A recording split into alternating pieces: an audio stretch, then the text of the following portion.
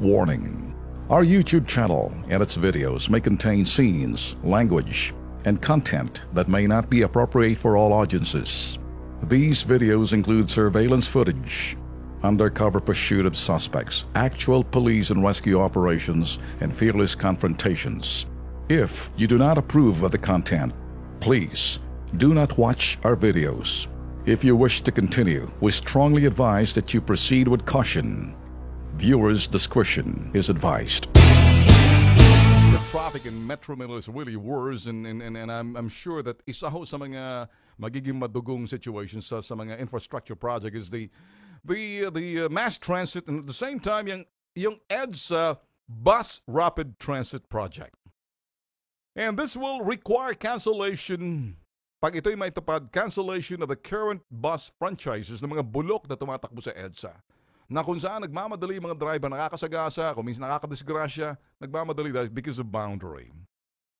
Now, this is the major problem because I know for sure na ito, they will go to court. At ina-expect na ho yan ng mga economic managers and some of those nasa sa DOTR, Department of Transportation, that the major component of the long-term solution to EDSA's horrible traffic problem is basically the implementation of the bus rapid transit. And so, anong magiging epekto ho nito? Ay kinakailangan ho talaga rito ng emergency power to get going. Do we need an emergency power dito? Of course we do. Marami ho kasi talagang galit kay DOTC Secretary. DOTC Secretary ho natin ngayon talagang is doing his best. But ang binabantayan lang ho natin dito, yung mga bus. You know, if they lose their franchise, they probably go to court. They'll go to court again to stop the project. Alam niyo ho kasi, panahon na ho talagang dapat yung ating EDSA at mga bus na yan, kung minsan nagtatakbuhan, wala naman mga laman.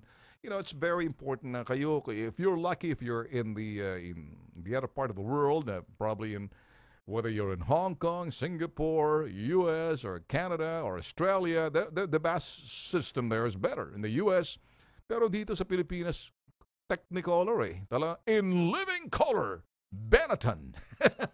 Technicolor yung mga bus. Bulok-bulok na ang babaho pa, almoy alipo ngayong iba, talagang hihikain ka pa sa loob.